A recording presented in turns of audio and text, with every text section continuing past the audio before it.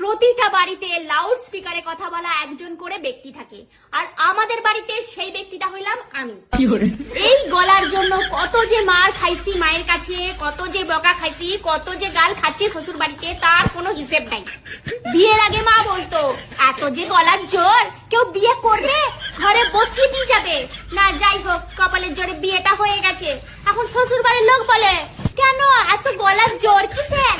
মা কি জন্মের সময় মধু দেয় নাই? একটু মিষ্টি করে কথা বলতে তো হয় না।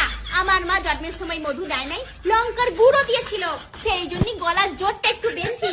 না মানে একটুখানি জোরে কথা বললে কি এমন সমস্যা হয়ে যায়? যাই কথা বলতে যাও তখনই বলে এত